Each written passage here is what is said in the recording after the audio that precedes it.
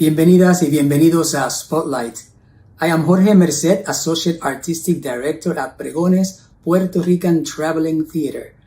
And on behalf of our entire family of artists and cultural workers, thank you for joining our weekly series showcasing creatives at work. This episode features 3 Bronx choreographers whose work has been showcased at our theater as part of our Artists in Residency programs.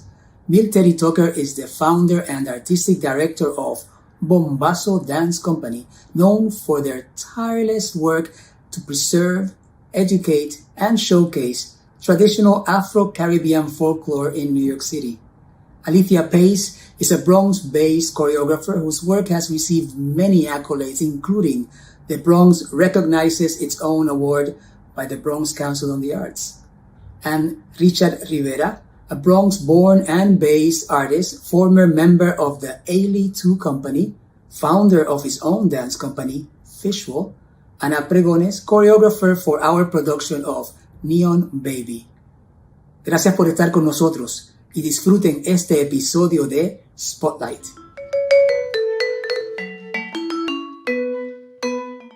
My name is Milteri Concepcion. I am from Ponce, Puerto Rico, and I live in the Bronx. My name is Richard Rivera. I am from the Bronx, New York. My name is Alethea Pace. I am from New York. I was born in Washington Heights and I grew up in the Bronx, which is where I live now. Dance is my voice. It is the medium where I've gained confidence, where I can express my thoughts and ideas. It is how I identify as.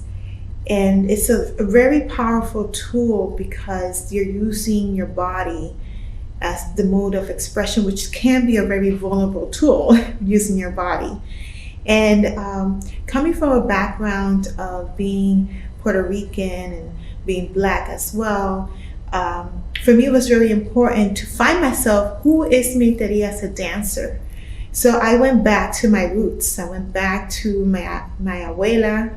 The work has evolved into a personal vocabulary that has been a blend of classical modern dance and contemporary movement.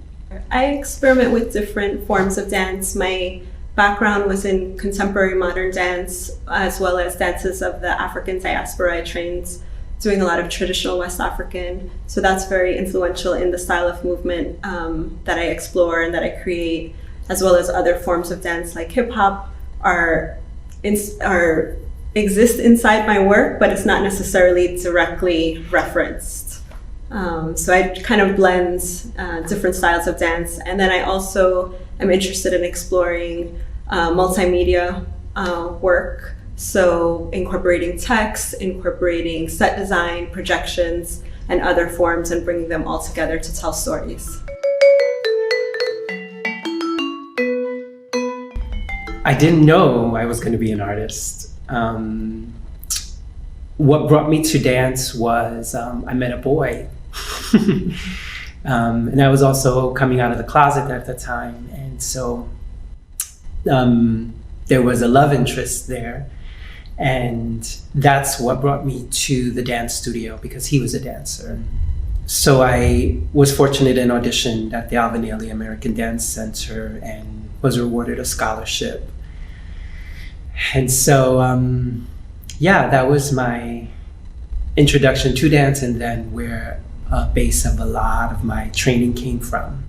I actually don't think there was a very first time that I realized I was going to be an artist. It was a slow progression. I started dancing when I was a kid at Mind Builders Creative Arts Center, which is in the North Bronx.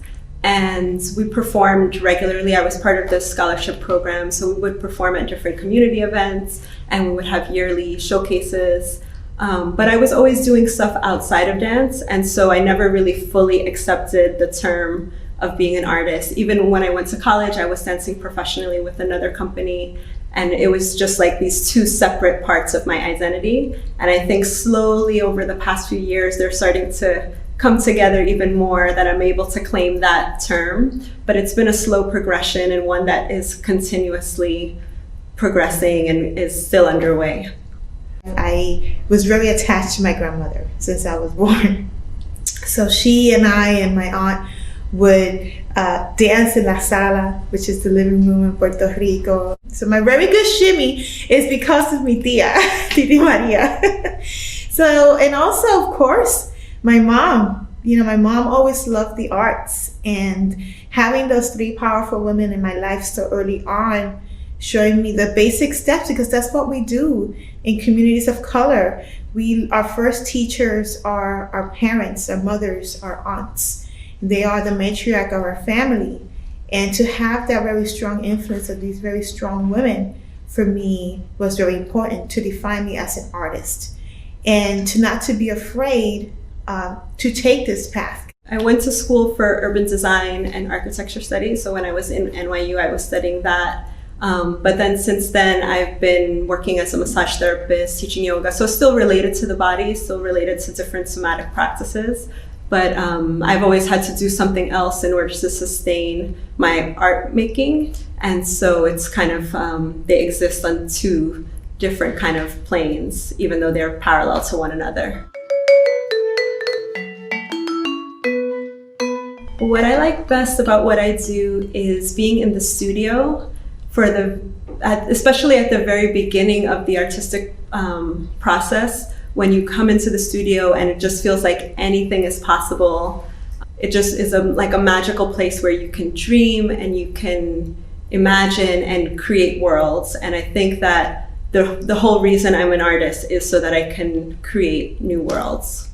The thing that I enjoy the most is that communion with myself first and my instrument. And it's really intimate in the sense of that you kind of always have to go back to the well and check in with the body and see, and every day is different. So it's never routine. The body is never the same. So you always have to do a little different and tailor it.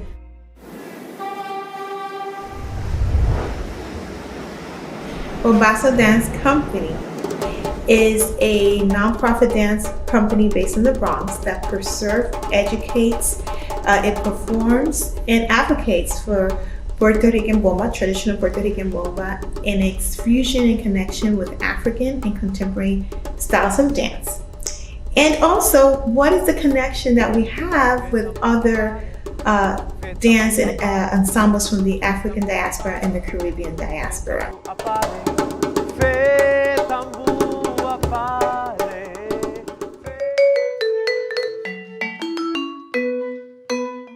When I create my art, I like to be inspired by the surroundings that I'm in. I listen to music. It could be a piece of fabric. It could be an inspiration from another company.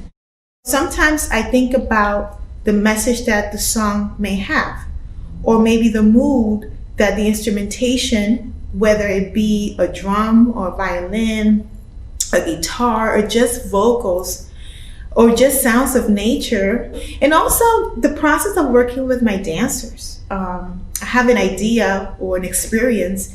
They might have the same experience or have experienced something similar. So then we just play, what we call in dance. We move in space, and I direct the dancers in how I want this movement, and we just improvise on the spot, which is what we do in a lot of folkloric or Afro-Caribbean dances. It's an improvisation because of what you're feeling.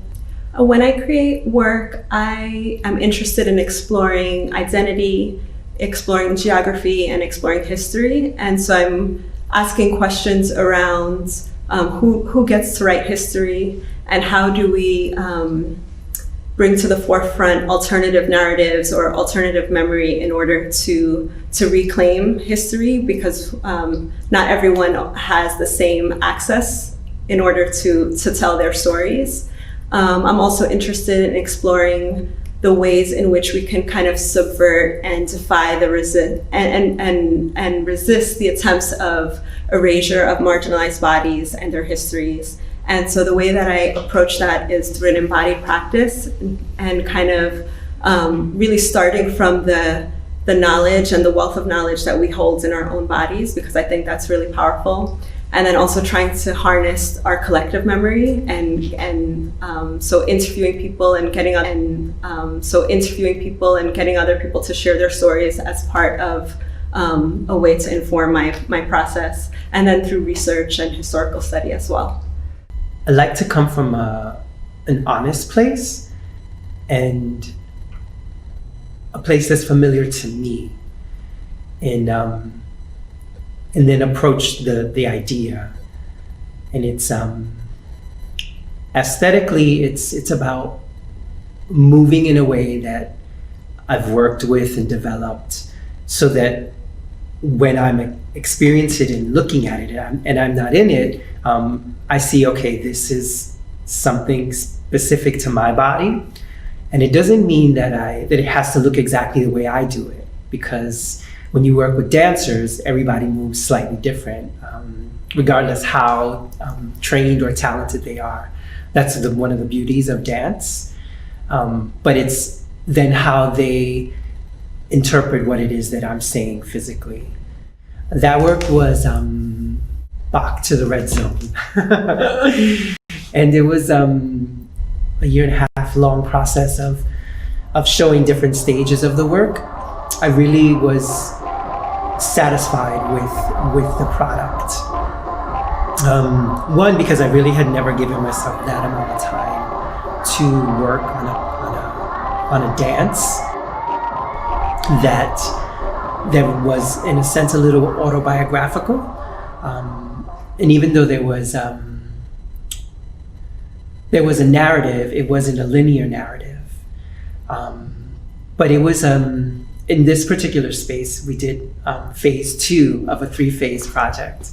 It really was about many things, but also me kind of journaling what my experience was like as a gay Latinx youth from the Bronx, being in New York City during a certain time frame, where my experience in going out was also experiencing the clubs, which the landscape has changed now, but at that time it was mid-80s into the late 90s, 2000s. It brought me kind of back home to and how rich we are as individuals, how we absorb movement, and even though we don't consider it dance, when you bring it under a microscope and you do it either repetitive or you put it in a certain kind of composition, you're like, oh my goodness, this movement can be a dance. I found so much inspiration in the Bronx. I mean, I think that's been part of my work already for the past few years, but over the past few months, I've been walking around so much and just looking and observing and taking it all in. And I feel like everywhere I turn and every corner, every block, I just see creativity and I see resilience. And that really inspires me to continue to make this work and to really think about how I can elevate the stories of the people who are here.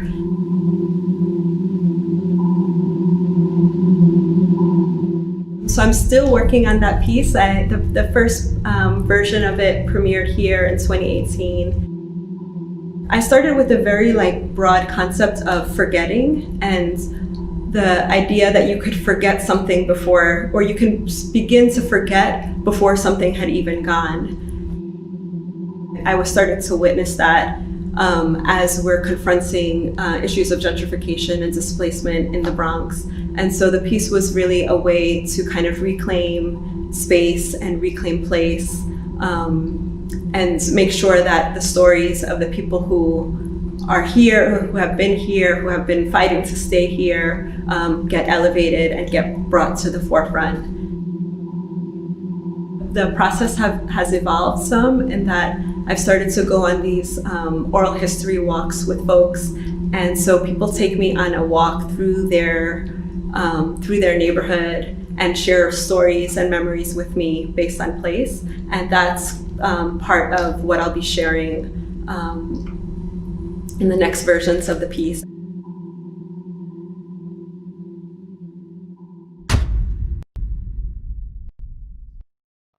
It was the first place I worked when I moved to New York City as a young artist. It's one of the only places in New York where I can explore my artistic side and my culture. We are so proud to be recognized as one of the leading Latinx theater ensembles in the nation. Thank you for your support. Thank you for being part of our family.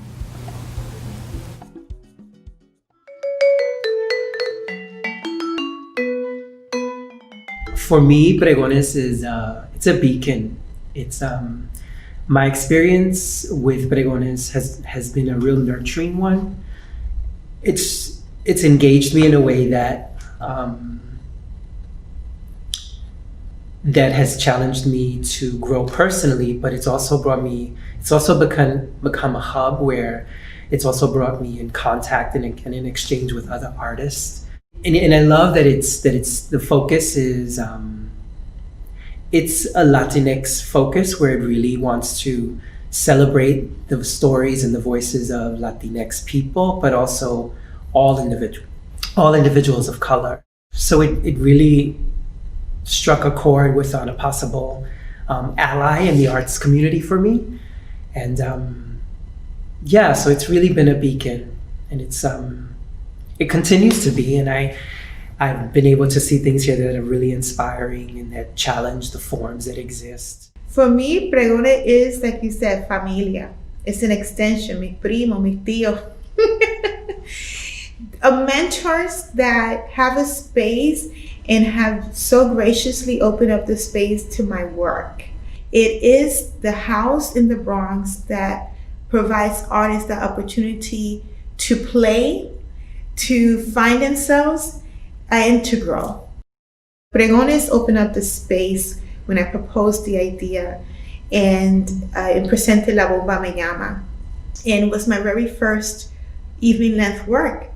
And I was just overwhelmed, not only by the easiness and the comfortability that Pregones provided me then, but also the response of the community that came to see, what is this girl all about? And since then, Pregone is just a tool, a gem in our community for artists who are developing themselves and finding their own voices. It's very hard as a dancer or choreographer to sustain yourself in this art form, and to have somebody that could have your back and support you and say, don't worry, no, claro, estamos aquí, just follow these guidelines. So, you know, it's a beautiful relationship. For me, Pregones has been hugely supportive of my work, especially the piece that I'm working on right now, because it started at Nyla as just a small work in progress piece that Jorge came to see and invited me graciously to come and develop it here in this space, and provided me with time, with financial support, with space, in order to really manifest that seed of an idea into an evening length work. And it feels really special to get to do that work here at home, because that's what this piece is about home. And it also feels always like a gift to be able to walk to rehearsal.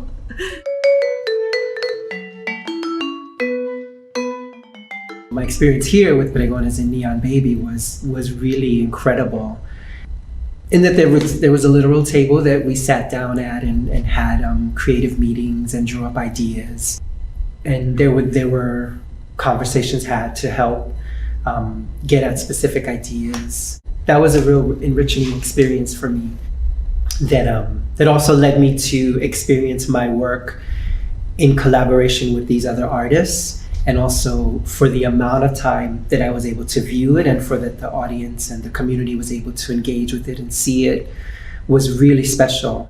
Como Eres, As You Are, is actually me as the choreographer and the folklorist challenging the gender roles in Bomba. And it was beautifully performed by Cedric Leiva Jr., and a wonderful artist and theater performer and company member of Bombasso Dance Company. But also in the early 2000s, as the internet and Bomba was starting to have a resurgence, right, with this newer generation and this new technology. There was a video of a bombazo in Puerto Rico where a young man put on a white skirt and he started dancing bomba. And it wasn't really well received with the bomba community in Puerto Rico because he was a male and he was with a skirt and he was doing the female movements. So I just want to amplify the voice and say it's okay to dance your truth. You know who you are. You shouldn't be paying attention to anybody else. And whatever they say, your dancing was true to you. If the women can sit on a drum, if we can dance like male, do the male versions, then I think there's nothing wrong with a male who feels comfortable with himself that would choose the fabric of resistance, like I call the skirt, to dance and express himself with the skirt. So that's when Como Eres, As You Are came about, and I spoke to Cedric, and he said, you know what, let's do this.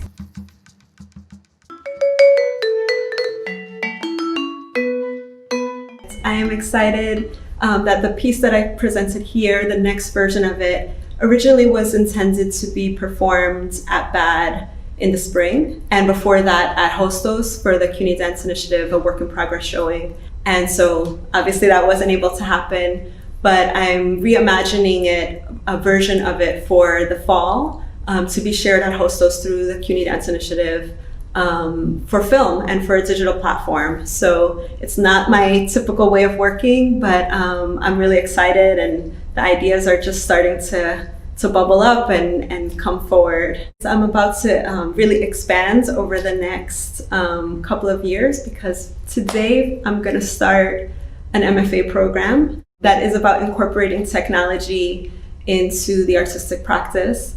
And so I imagine that my work is going to be expanding a lot in that direction over the next couple of years. I think because I'm a solo artist, or I've primarily been a solo artist, feeling the desire to have multiple ways of communicating during a work that didn't just rely on the body. So how could I support what the physical body was doing with other elements, and kind of fill the space with the presence of others, without necessarily having actual other bodies on stage with me. I'm excited about the possibilities. Right now, the work that I'm developing, the inspiration behind the work is mass incarceration. So the excitement is about trying to figure out how, for me as an individual and as an artist, how I can connect with those communities, and what type of, and I don't know if it's possible or not, but I'm curious as to what type of bridges or information I can share and learn that'll have a healing aspect. So there's a lot of learning there, and there's a lot of conversations and people I feel I need to meet with, and but ultimately about empowering individuals.